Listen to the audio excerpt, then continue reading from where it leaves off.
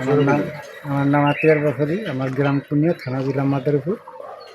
আমি এই ইঞ্জেকশন জারি করছি, তা তো ফেরে না। 140 মামলা করছি, তা তো ফেরে না। এবার হেগের বড়টা বেশি, হ্যাঁ তো ফেরে না। এই জমির মালিক কে?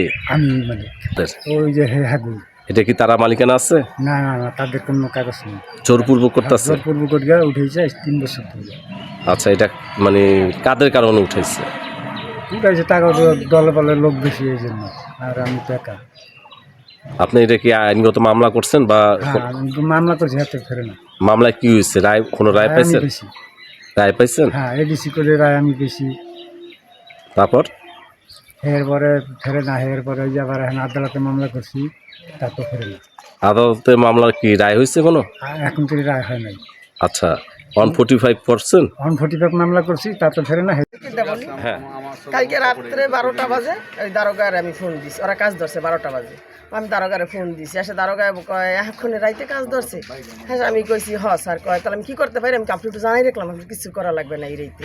রোজার কালকে দিন সবারই তো সমস্যা আছে। আচ্ছা, এই জমি কি মালিক কারা? মালিক আত্মীয়ের ব্যাপারই। আত্মীয়ের ব্যাপারে আপনার কি হয়? আমার স্বামী। আপনার নাম কি? আমার নাম হুসনিয়ারা। এই এলাকার নাম কি? কুনিয়া। ঠিকানা কি এটার? ঠিকানা কুনিয়া।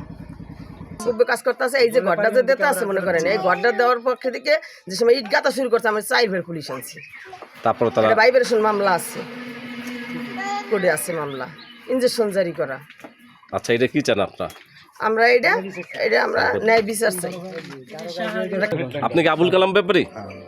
আচ্ছা, তাদের আপনার বিপক্ষে আতিয়ার ব্যাপারী গংরা, তারা বলছেন আপনি জোরপূর্বক এই বিল্ডিংটা তুলতেছেন, আইনগতভাবে কোনো তোয়াক্কা করছেন না।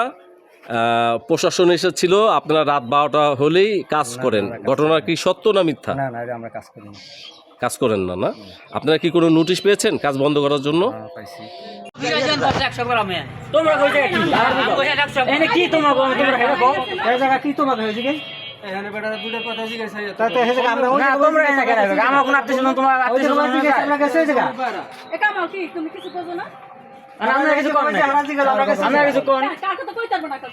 আচ্ছা, আপনারা কি এটার উপর ইনজেকশন জারি আছে? আর ইনজেকশন জারি আছে। তারা যা বলছে এই ঘটনা কি সত্য?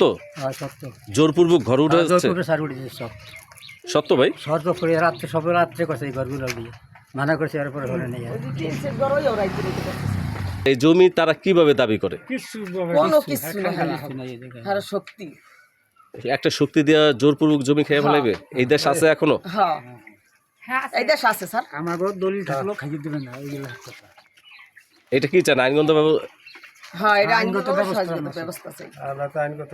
আমি শক্তি দিতে পারি না স্যার। দর্শক, আপনারা দেখতে পাচ্ছেন অনেকেই এলাকার মুরব্বীরা, এরা এই বিষয়ে তারা কমপ্লেন জানিয়েছেন, তারা একটা রায়ও পেয়েছেন। তারপরও জোরপূর্বক পার্শ্ববর্তী এলাকার সে জোরপূর্বক ঘর তুলছেন এবং কাউকে তোয়াক্কা না করে তারা একটা দলের নাম বলেছেন, তারা সেই দলের প্রভাব খাটিয়েছেন 3 বছর আগে।